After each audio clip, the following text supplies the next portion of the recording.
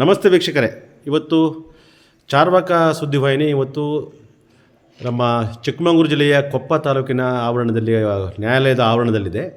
ಕಾರಣ ಇಷ್ಟೇ, ನಮ್ಮ ವಕೀಲರಾದಂಥ ಸಾಗರದ ವಕೀಲರಾದಂಥ ಭೋಜರಾಜ್ರವರು ಈ ಬಾರಿಯ 26ರಲ್ಲಿ ನಡೆಯುವಂಥ ರಾಜ್ಯ ವಕೀಲರ ಪರಿಷತ್ ಚುನಾವಣೆಗೆ ಸ್ಪರ್ಧೆ ಮಾಡಿದ್ದಾರೆ. ಇದರ ಹಿನ್ನೆಲೆಯಲ್ಲಿ ಅವರು ಎಲ್ಲ ಬಾರ್ಗಳಿಗೆ ಹೋಗ್ಬಿಟ್ಟು ತಮಗೆ ಬೆಂಬಲವನ್ನು ವ್ಯಕ್ತಪಡಿಸೋಕ್ಕೆ ಚುನಾವಣೆ ಪ್ರಚಾರ ಮಾಡ್ತಿದ್ದಾರೆ.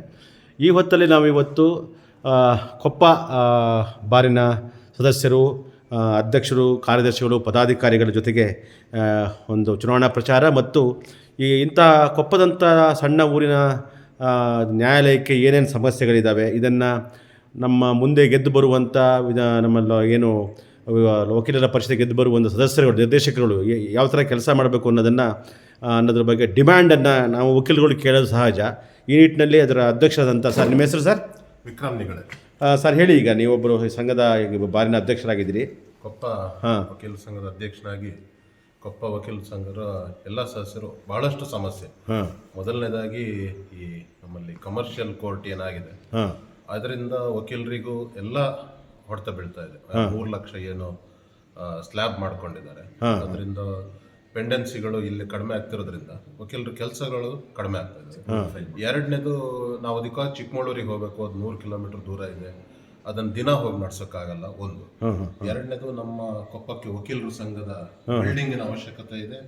ಆಲ್ರೆಡಿ ಅದು ಒಂದು ಹಣ ಬಿಡುಗಡೆ ಆಗಿದ್ರು ಸಹಿತ ಅದು ನಮಗೆ ಕಂಪ್ಲೀಟ್ ಮಾಡೋಕ್ಕೆ ಬಹಳ ಕಷ್ಟ ಆಗ್ತಾ ಇದೆ.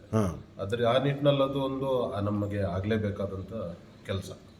ಮೂರನೇದು, ಈ ನಮ್ಮಲ್ಲಿ ಏನು ಪೆಂಡೆನ್ಸಿ ಏನಿದೆ ಅದನ್ನು ಈ ಏನು ಅವರಿಗೆ ಪಾಯಿಂಟ್ಸ್ ಕೊಡ್ಬೇಕಲ್ಲ, ಅದನ್ನ ಎಷ್ಟು ಪೆಂಡೆನ್ಸಿ ಇದೆ ಆ ಪ್ರಕಾರ ಪಾಯಿಂಟ್ಸ್ ಅನ್ನ ನಿಗದಿ ಮಾಡಿ ಅದರ ಆಧಾರದ ಮೇಲೆ ಮಾಡಬೇಕು.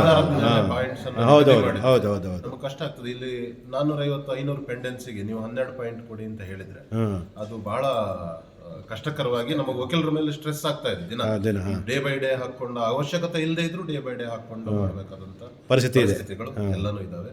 ಇನ್ನೊಂದು, ವಕೀಲರ ಪರಿಷತ್ತಿಂದ ವರ್ಷಕ್ಕೆ 2,000 ರೂಪಾಯಿ ತಗೊಂಡು ಸ್ಟ್ಯಾಂಪು ನಾವು 20 ರೂಪಾಯಿ ಪ್ರತಿ ಅಪ್ಲಿಕೇಶನ್ಗೆ ಹಾಕಿ ಅವರು 8 ಲಕ್ಷ ರೂಪಾಯಿಗಳನ್ನ ವಾರ್ಷಿಕ ಯಾವತ್ತೋ ಕೊಡುವಂಥದ್ದು, ಅದನ್ನ ಸ್ಲ್ಯಾಬ್ ಅನ್ನ ನಾನು ಜಾಸ್ತಿ ಮಾಡಬೇಕು ಅಂತೇಳಿ ಆಗ್ರಹ ಎಲ್ಲ ಹಿಂದೆನೂ ಗೆದ್ದಂತ ಪ್ರಚಾರ ಮಾಡಿದಂತ ಎಲ್ಲ ಅಭ್ಯರ್ಥಿಗಳಿಗೂ ಮನವಿ ಮಾಡಿದ್ವಿ. ಅದು ಈವರೆಗೂ ಆಗ್ಲಿಲ್ಲ.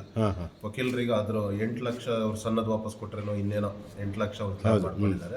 ಈಗಿನ ಕಾಲಕ್ಕೆ ಏನೋ ಅಲ್ಲ. ಅದಲ್ಲದೆ ನಮ್ಮ ಹತ್ರ 2,000 ರೂಪಾಯಿ ಅಲ್ಲದೆ 20 ರೂಪಾಯಿ ಸ್ಟ್ಯಾಂಪು ಹಾಕಿಸ್ತಾ ಇದ್ದಾರೆ ವೆಲ್ಫೇರ್ ಅಂತ.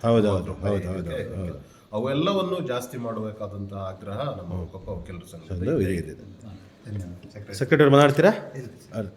ಭೋಜರಾಜ್ ಅವರೇ, ಈಗ ನಮ್ಮ ಕೊಪ್ಪ ವಕೀಲ ಸಂಘದ ಅಧ್ಯಕ್ಷರು ಬಹುಮುಖ್ಯವಾದ ತಮ್ಮ ಸಮಸ್ಯೆಯನ್ನು ಅವರು ಹೇಳಿದರು. ನೀವು ಈ ಒಂದು ಪರಿಷತ್ತಿನ ಚುನಾವಣೆಗೆ ನಿಂತಿದ್ದೀರಾ. ನೀವು ಆಯ್ಕೆ ಆದರೆ ಇವರ ಬೇಡಿಕೆಗಳನ್ನು ಈಡೇರಿಸೋಕ್ಕೆ ಯಾವ ಥರ ಪ್ರಯತ್ನ ಮಾಡ್ತೀರಿ ಮತ್ತು ಯಾವ ಥರದ ಹೋರಾಟಗಳನ್ನ ರೂಪಿಸ್ತೀರಿ? ಈಗ ನಾವು ಕೂಡ ಇಂತಹ ಏನು ಸಮಸ್ಯೆಗಳನ್ನ ಹೇಳಿದರು ಬಾರಲ್ಲಿ, ಇದೇ ರೀತಿ ಸಮಸ್ಯೆಯನ್ನು ಎದುರಿಸ್ತಿರ್ತಕ್ಕಂಥ ಬಾರಿಂದ ಬಂದು ಸಾಗರ ತಾಲೂಕಿಗೂ ಮತ್ತು ಕೊಪ್ಪ ತಾಲೂಕಿಗೂ ಏನು ವಿಶೇಷವಾಗಿರ್ತಕ್ಕಂಥ ಡಿಫ್ರೆನ್ಸ್ ಏನಿಲ್ಲ. ಏನಪ್ಪ ಅಂದರೆ ಈ ಬಾರಿನಲ್ಲಿ ಸ್ವಲ್ಪ ಕಡಿಮೆ ಜನಸಂಖ್ಯೆ ಇದೆ, ನಮ್ಮಲ್ಲಿ ಸ್ವಲ್ಪ ಜಾಸ್ತಿ ಜನಸಂಖ್ಯೆ ಹೋಗಿರ್ತಾರೆ. ಸಮಸ್ಯೆಗಳು ಎರಡು ಒಂದೇ ಇದೆ. ಇದನ್ನು ನಾನು ಸ್ಟ್ರಾಂಗ್ ಆಗಿ ತಗೊಳ್ತೇನೆ, ಅದ್ರಾಗೇನು ಕಾಂಪ್ರಮೈಸ್ ಇಲ್ಲ. ಯಾಕೆಂದರೆ ನಾವು ಹೋರಾಟದಿಂದಲೇ ಬಂದಿರ್ತವರು ಎಲ್ಲ ಸಮಸ್ಯೆಗಳನ್ನು ಆಲೈಸಬೇಕು ಅಂತಲೇ ನಾನೀಗ ಸಣ್ಣ ಕೋರ್ಟ್ಗಳಿಗೆ ವಿಸಿಟ್ ಕೊಡ್ತಾ ಇದ್ದೀನಿ. ಹಾಗಾಗಿ ಮತ್ತು ಅಧ್ಯಕ್ಷರು ಭಾಳ ಕ್ಲಿಯರಾಗಿ ಮಾಹಿತಿಯನ್ನು ಕೊಟ್ಟಿದ್ದಾರೆ. ಇದೆಲ್ಲದನ್ನೂ ಕೂಡ ನಾನು ಸಕಾರಾತ್ಮಕವಾಗಿ ತಗೊಳ್ತೀನಿ ಅಂತಕ್ಕಂಥ ವಿಚಾರವನ್ನು ಹೇಳ್ತೇನೆ. ಸರ್, ನೀವೇನು ಹೇಳ್ತೀರಾ? ನಮಗೆ ಮತ್ತೊಂದು ವಿಷಯ, ನಮ್ಮ ಅಧ್ಯಕ್ಷರು ಮತ್ತು ನಮಗೆ ಏನಾಗಿದೆ ಅಂತ ಹೇಳಿದ್ರೆ, ಚಿಕ್ಕಮಗಳೂರಿನಿಂದ 90 ಕಿಲೋಮೀಟರ್ ಆಗ್ತದೆ. ನಮಗೆ ಶಿವಮೊಗ್ಗವೇ ಹತ್ರ ಆಕ್ಚುಲಿ ಅಂತ ಜುರಿಡಿಕ್ಷನ್ ಪಾಯಿಂಟ್ ಹತ್ರ ಬರ್ತದೆ.